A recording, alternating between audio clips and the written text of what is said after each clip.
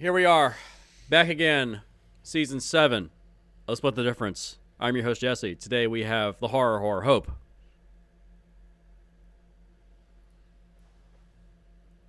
Hello.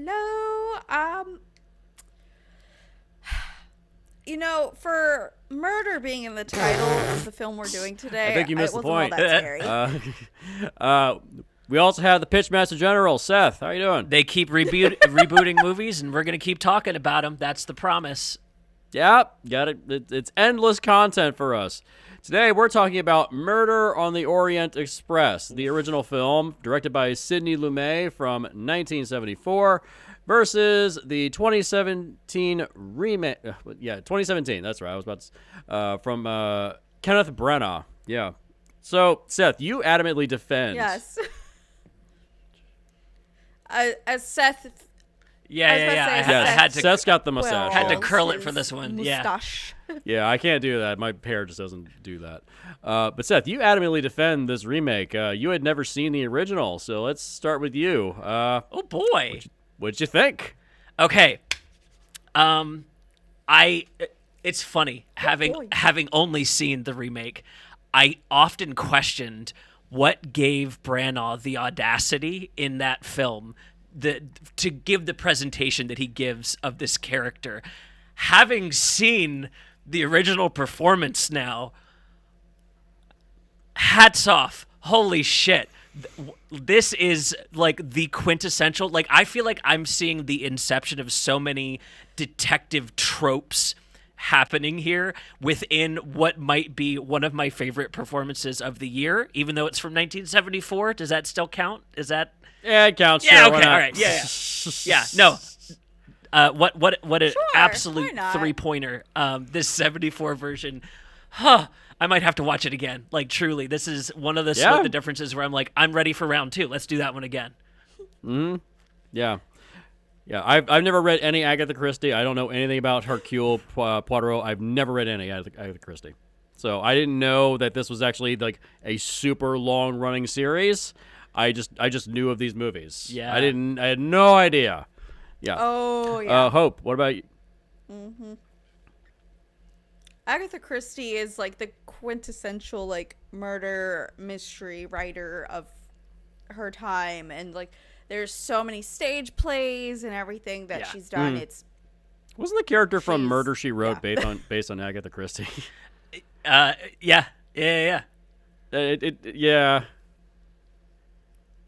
Yeah. There was also like the famous stage play where someone always dies, everything. Yeah. Like so. Yeah, Hope. What did you think? Had you seen either of these?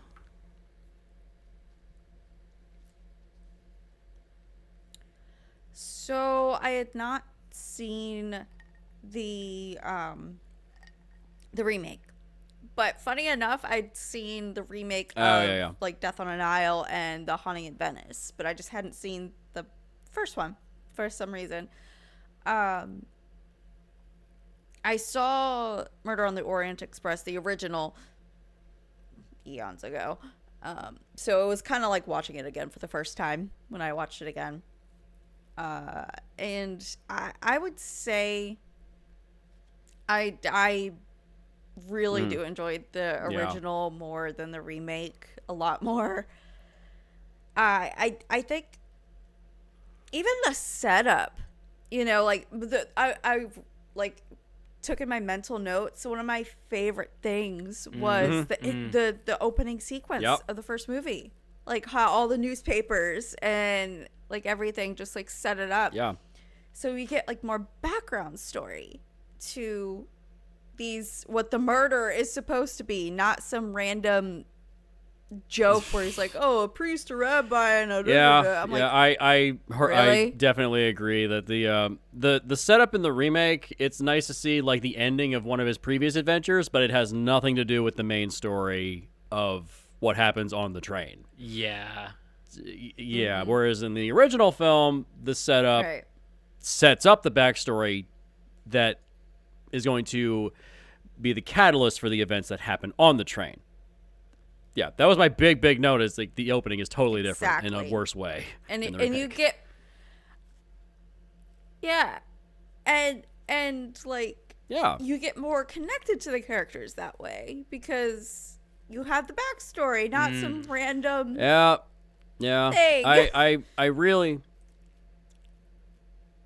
I also don't like into like God damn it, to go back on like openings and exits of the movie. Why would the fact that they set up the next one in the end? I was like, there's technically not supposed to be a death already. He was supposed to be that there was on like vacation. strange to me.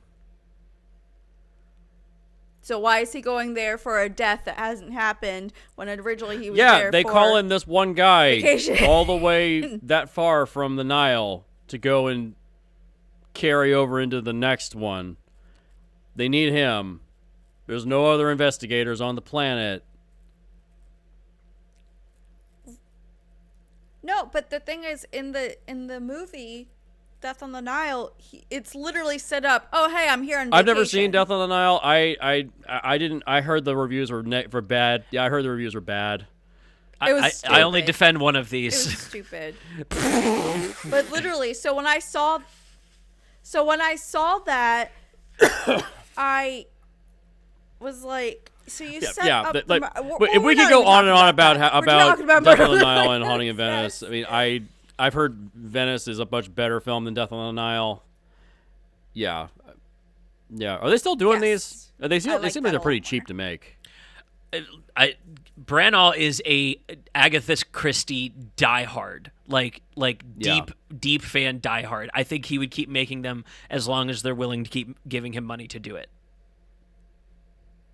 Okay, cool. I mean, more power to him. Yeah. I mean, he's settled into the back end of his career. He's kind of Why like, not? I'm just gonna have fun now. See, I'm almost a little pissed at him for doing it because, like, give him the trilogy. Totally, he gets his 3, but he needs to be working with Rian Johnson on the Glass Onion, Knives Out cinematic universe. That's where he's needed.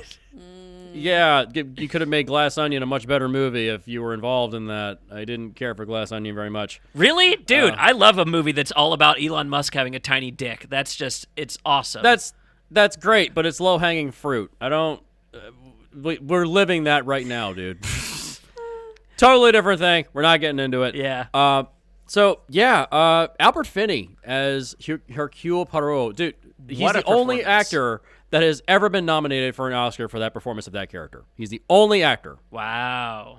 The only one. Wow. There's been at least, I want to say, like 50 Mm-hmm. people that have played that character. Yeah, there's been about 50 separate people that have played this character. Yeah. This is crazy.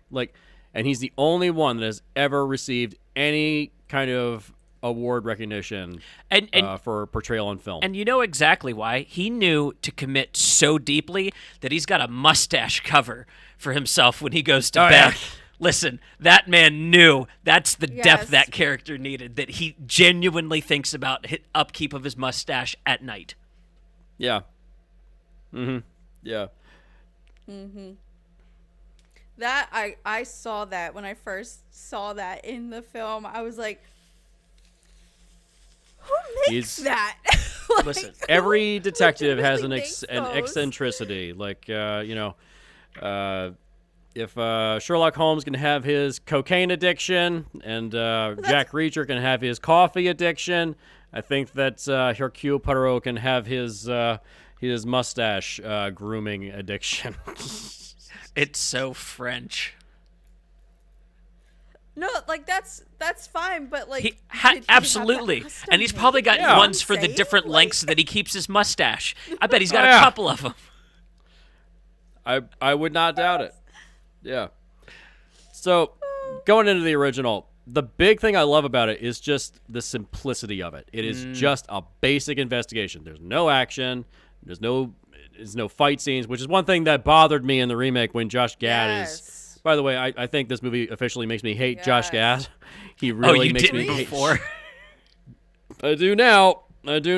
Yeah. Hey, Please. Sure. can I just say one thing about Josh Gad? I loved him. in Listen. Book of That one Mormon. gets a pass. He's also Loved made him to in Book of be Mormon. the butt of almost every joke of every scene. So useful, I'm just saying it's a useful talent there. I don't care. Sure. Still love him. Sure. But yeah, it's just a simple investigation. Put together the clues, solve who it is. Yes. The build up to the finale in the original is so fucking good that it makes the remake feel inferior in every single way. First off, excessive use of CGI in the remake, but just why? Why? Like, I get it that these trains Reasons. don't exist anymore unless you go to the absolute most remote locations on the planet. But you couldn't build a train set somewhere and just like populate it with fake snow. You couldn't do that. You had to make all of this CGI. Yeah, I mean, it feels like what is it that the military burn off, where you have to burn off all your budget so that way you get more money for your next one. Yeah. The surplus Yeah, burn off. Yeah. I mean, and this is like exactly the same kind of production that he would have done on the previous Thor movie that he had just done. You know what I mean? Like Yeah. these are exact one-to-one kinds of productions where it's like the reason it's CGI is because they have a bunch of big name actors, and the big name actors don't do big set pieces if you have to fly them out to other places for long. You know what I mean? It's like it's this tumbleweed Yeah. effect of like, well, if you want to make movies Yeah. over $100 million, then they kind of have to look like ass at the end. You have to get all these people in the same place at the same time. you know? Right. Unfortunately. Yeah. So, but I feel like the performances are stronger. Oh, when Like, Sean Anthony Connery Perkins- is not even in the top 3 strongest Oh, no, yeah. performances. This is post James Bond as well. right. Like, he was a leading man. He said, "No, I'll be a secondary character. It's fine. It's fine." Dude. I loved that. When I saw a glimpse of him, I was like, the thing is, he stole the show. Even though he was only in a yeah. couple scenes, he still Yeah. stole the show. Yeah, and I he loved it. he really brings it for his performance in this one, as opposed to who is it that plays this role in the remake? I can't remember. So in the remake, they combined That's him right, and the that's right. doctor into one character, and I saw it. I was like, that's very odd to combine those two characters. Yeah. I thought that was really odd to combine a doctor with like a former Yeah. colonel or whatever. And I was just like, of all the characters to combine, I felt that was the most interesting. off. Yeah. I mean, I understand having to make adjustments for the sake of a remake. You don't want to do literally the exact same thing. I get it. I understand it. But this feels like an No, odd I get choice. that. So, Well, and then the fact that they also, which I can appreciate, they did like the whole like segregation thing as well. But I'm like, you just combine two characters and then you put in a racial thing on top. That's a yeah, heavy I feel like character the racism stuff to in the remake, put. I don't feel like that was necessary. That just feels very kind of just ham-fistedly shoved into the film. I get it. It was around at the time, but it doesn't Right. feel like it's necessary for the story. Yeah, and Branagh is a very political guy, very anti-Trump through that Yeah. era. You know what I mean? Like he was very embarrassed for America. I Yeah. think through dude, you could see these like you could see the producer note of like we need to address topical issues, and like that like tumbles down into well, okay, combine these characters and retrofit and damn. Yeah. Yeah. I felt like I just felt bad for Odom Jr. because he literally had like 5 roles in one role, and he's like, Yeah. what do I do? Yeah. I mean, also going back to Josh Gad and how awful he is in this film because he's a terrible actor. Look, Anthony Perkins in the original film, perfect. Definitely playing playing an played the role extension well. of Norman Bates when he's talking about his mother. Right? Yeah, I was like, I get why you were cast. I get it. Yeah, It's interesting because Sidney Lumet, who's one of the best filmmakers of all time, one of the greatest, he typically would refuse to use music that was non-diegetic in his films. Yeah. This is one of the examples where it's like he has a score in the film. And dude, the score's banging too. That opening, I love the score. It's opening fantastic. title card sequence. Oh, so fancy. Yeah, that's what I'm saying. Yeah, it loved feels like the original has a lot more, a little bit more. There's a lot more It doesn't passion feel into it. so. I mean, I understand. I mean, I'm sure Kenneth Branagh had passion for this, but doing these kinds of stories now within a studio system, There's a difference between. Well, I was gonna say there's a difference between doing passion for passion back then, and passion now, where you have to go through millions of yards of red tape. I mean, you just compare the budgets on these two films. The original budget was £554,100, which equates to 600 minutes. it equates to $1.4 million, and it made a $37.7 million return. Compared to the remake, which cost $55 million, it made $352 million. Wow, goddamn, hell of a fucking return. Oh yeah, no, dude. But yeah, a lot of that budget is Yeah. probably actors' fees and CGI. Yeah. But I'll give the original more credit because they actually shot on, a real fucking train. Yeah, dude, shooting on a train's hard too. That's cramped. Yeah, it's cramped. There's no space. Yeah, especially at that time. Yeah, so, the big finale where Poirot explains everything and lays out all the clues, like this wild, master chess player putting everything together and finally checkmating everything. It's so much better in the original. It's so much better just not having people sitting behind a table in the middle of a tunnel. It just like everyone cramped into the cabin, and he's going back through every little place where somebody screwed up or made a mistake, and it flashes back to seeing where they screwed up. Yeah. It feels stronger. Can I say one thing too that annoyed the shit out of me was, so when they find what was it, Rittenbach or Ritter, whatever, the dead dude. Oh, Ratchet. In the original, Ratchet. When they find him in the original, they go in, they look at him, they see his face, and then they see later the stab wounds. Like they're very in depth and cramped into this thing. And in the remake, they have this awkward top-down shot, and you don't even see him dead initially. Yep. And I'm like, I felt so. And then they kept with the top-down shot into the next cabin, and they brought back the top-down shot again. I was like, that's not giving me a sense of cramped space. That's giving me a sense of, like, I want to vomit. Yeah, Like, and it also deflates the whole scene because we don't see the dead body. Like, what are you looking at? Right. I need to see this. If you're gonna say I'm part of this investigation, I need to see it. And it feels like maybe just Johnny Depp wasn't there anymore.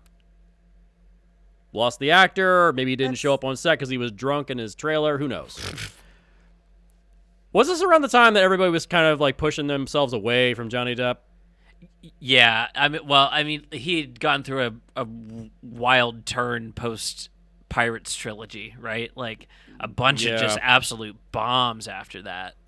Yeah. So I mean, also, by the way, well, wasn't this also like peak, him getting this shit beat out of him? Probably. I think it was around the time. Yeah. So more than likely, he was probably setting up for his divorce or something around this time. I don't know. I don't Probably. delve into personal lives of actors like that very much. It's not interesting to me. It's like whatever. I don't give a shit. If it affects your work, then that's the problem. But if it's a personal thing, then that's. AJ said he was a lovely man. That's all I know. Great, but it's He bought everybody lunch at the courthouse. All humans have range. Yeah. When it comes to the portrayal of these actors and these characters, I just feel like the original is just stronger. it's just, I mean, yes, we know all these actors in the Yeah. remake. You know, Daisy Ridley shows up. I think this is right after she filmed stuff for Last Jedi. So it was like right after that. She was in the middle of her big sweep of Star Yeah. Wars stuff. You know, and you have like Josh Gad's in there, who I fucking hate.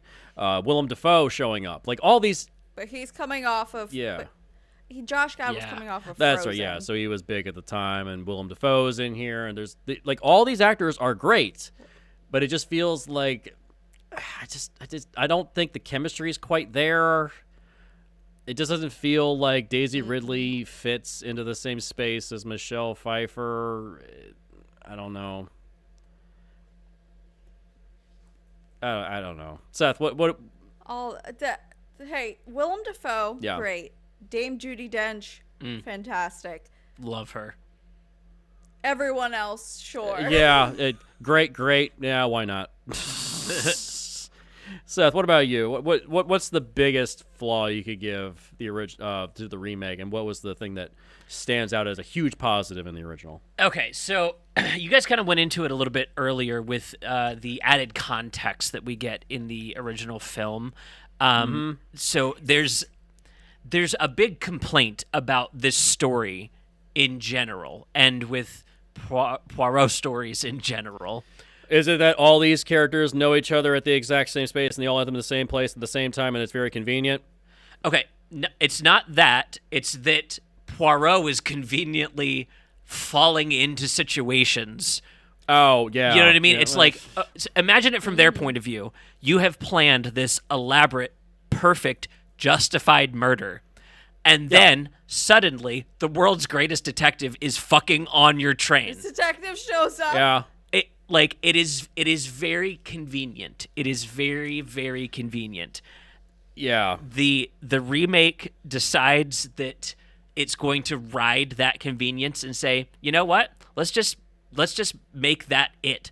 And so they drop you in as Poirot's entering the story, to really center it around Branagh, because he is showing off here to show that like he can play this character and direct this movie at the same time. I think he played the fuck out of the character. I don't know if he directed the fuck out of the movie. That's my 2 cents.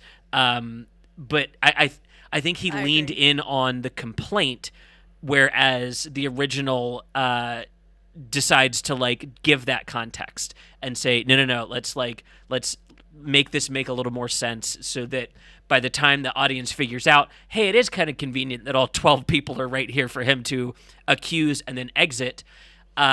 The original is trying to tell us that Poirot's like not one of them, right? He's above them. He's a narrator that can sweep through and tell them about what they're doing and like confront them with the reality of their consequences and then leave. And he's affected by that a little, but they're the most affected by that. And I like that better. I like it's got a stage play aspect to it. There's like a Shakespeare that I'm kind of shocked Branagh missed, being a big Shakespeare guy. Yeah. I mean, he's directed multiple Shakespeare films. And he's played the fuck out of him in theater. Let me tell you, that man will not stop playing Shakespeare. He's not untalented. I think that he meant well doing this remake. I think he meant really well. It's just, I just feel like you can only change so much, because it is a cut and dry story. Yeah. Well, and it's a famous one Yeah. at that. Oh, yeah. Dude. Even if you've never read Agatha Christie, you know of this story. I know of this story. I've never read it, though. it is so super. You know of Agatha Christie, even though you've never read her. Yeah. Like it's famous. It's famous for the sake It's of so famous. in our popular culture that like Ace Ventura 2 ends with him doing the exact same bit from the 74 version, where he's just like super accusational and over the top. That's him doing Poirot in that scene. Like it's so good. Yeah, like I said, it's watching the trope be born. It's so cool. Yeah, I mean it's nice. I mean, like I've always said, every story gets one get out of jail free card. You know, you get one like little hook to get you into the narrative, because I need the story to happen. Yeah. It's like if Poirot's not there, the murder happens and nobody knows about it. Like that. Right. there's no story. You need him there to have the story happen. And that's fine. I'm completely okay with it. Like, it's, I'm a big fan of the Jack Reacher series. Jack Reacher keeps just ending up in wild shit every story. How does this happen? Because we need the story to happen, and he's the catalyst for it to happen. It's like, you get one get out of jail free card every story. Yeah. And that's totally fine with me. So is it convenient? Sure. But otherwise, there is no story. Yeah, no, absolutely. And I think the best versions of this appreciate that and make that kind of the face forward aspect. Like, Poirot represents a almost Deus Ex Machina of types, right? In his ability to pull information out of things, but that's to translate it to the audience. Like, there's especially like pre-film storytelling like this. There's a story within a story aspect where you're trying to tell a narrative as well as communicate what you're saying to your audience a little more directly without your audience understanding what you're doing there. And Shakespeare was really good at this, right? There's another reason why these marry so well. Yeah. What about you, Hope? Pick out a great thing from the original and a thing that doesn't quite work in the remake. So a great thing in the original. I would say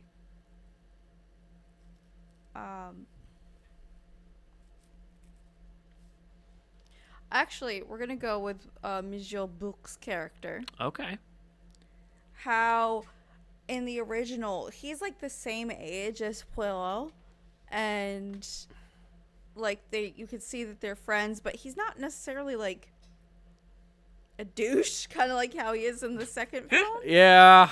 Also, can I make note? The moment he showed up in the remake, I was like, "Is that Sam Witwer? That looks just like Sam Witwer." I was like, "Wait a minute, that can't be him." Yeah. It's also worth noting that the actor that plays Bouc and the actor that plays Armstrong in the flashbacks, they look like the same person, and it was really bugging me at a certain point. Just something I noticed. But Anyways.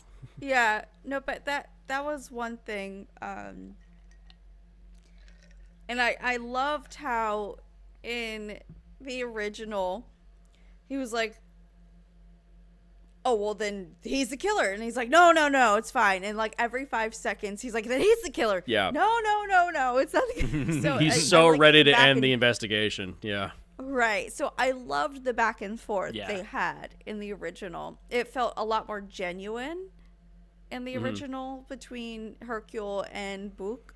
I felt it was just more harmonious. Not that it was necessarily bad in the remake, but it felt more like a father-son than a friend-friend. Yeah. And so it gave a different dynamic. Yeah. And I think that it helped the story in the original, having that friend who's just like, "Oh, cool, you're my buddy, let's go." And then he's like, "Oh shit, can you help me out?" Instead of like, "This is my ne'er-do-well son" type of deal. Because it's kind of like he has adopted Bouc in the remake. Yeah. It's a strange dynamic between the two of them. Yeah. For me, the big thing that I prefer in the original as opposed to the remake that I think they screwed up on, the murder itself. The way it's done in the original is so like cold and calculated, and you look at the remake and it's just like shaky cam, and everyone just kind of comes in and just violently stabs him. It just feels so just malicious. Whereas like they've been thinking about this for a while and planning it. Well, they would, yeah. The things were like, oh, they gave them the extra drugs, they set up that whole thing, it was so much more involved. So yeah, they took their time in the original, and in the remake it feels like they just want to like get it out of the way. Yeah. I think the original also made you understand how vile he was after the fact. Like, you get the skeeviness when you meet him, but like after he's dead and we kind of find out who he is, I think he's just a little uglier of a villain. Like to you know, like not that Johnny Depp's portrayal was like miraculous or anything, but I like that we understand why they're so calculated about this. Like, this guy really had it coming. Yeah, right, because and also, oh, sorry, and I was gonna say in the original, like, he didn't need to point a gun at Hercule to that weirded me out. show his nefariousness. Like, he was just like, you smelled it on him. Oh, he just Yeah. oozed like all this. Whereas in the remake, Johnny Depp was just like, I'm just gonna slap on a mask and call myself a villain type of deal. Like, Yeah, Johnny Depp's basically playing a Johnny Depp character. It doesn't.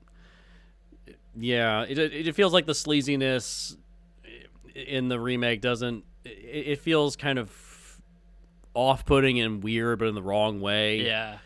Yeah. Which is weird because, like, Johnny Depp has played good gangsters before. Yeah, he's done it Yeah. before. Yeah, but it just.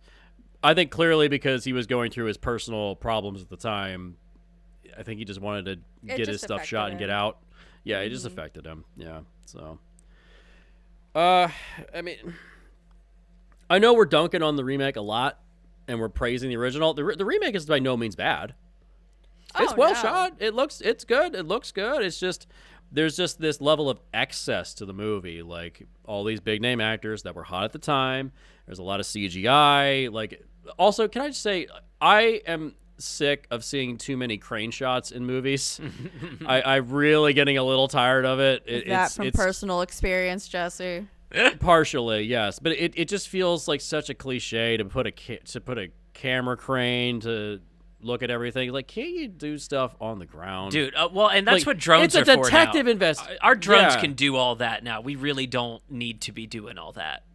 Yeah, it just feels like we're beyond this at this point. I mean, this is 2017, so drones haven't really become a thing on set, but it also feels like you're making it feel grander than it really is. It's just a simple murder story.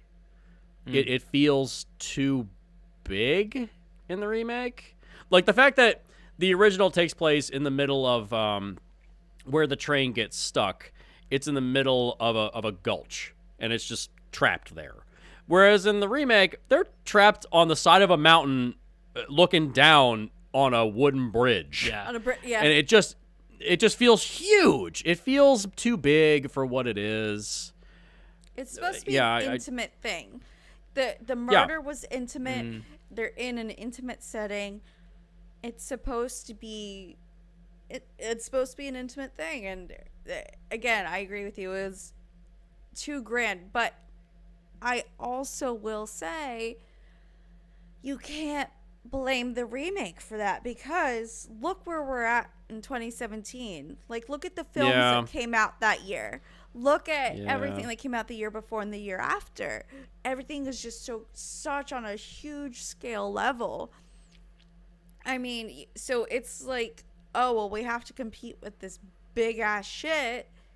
No wonder. Yeah. I mean, the competition really kind of hinders the creativity of the remake. There's a, like, really stellar retelling of this story that could be done. Like imagine if you retold this story on, like, a A24 scale, with one of the bellhops on the train being our POV character instead of Poirot. So it's like, it makes sense why this character's here, and, like, falling witness to this very unfortunate, planned murder. Like, I really think you could do, like, a spiritual successor to this super well. I think you guys are touching on things that I would imagine they think of this film as being, like, positives. Like, I see this movie as Branagh's, like, striking while the iron is hot. I just came hot off Marvel, and Marvel's still hot. My name looks really good. I want to do something for me, and I want to do it with their money. How big can we go? Because that's who he is as a filmmaker. Like, everything he does is, he was the guy that said, let's make Thor Shakespeare in space. That's why the first one's like that. Yeah. They've been undoing that since his film, you know? Yeah. But anytime the MCU is at its best with the Thor stuff, it's when they're doing the Shakespeare stuff. So like, I understand this should be smaller. And if I were to do it, I would make it smaller. I also get why Branaghl's the guy that's going to go, nah, guys, let's just turn it into a bazooka movie and just like, let's try to compete with everybody else in the theaters. I love it. I love that he wants to go that big. I mean, it clearly works. The movie made a ton of money. Yeah. And audiences are clamoring for this kind of like big murder mystery with like reveals that you can't guess next.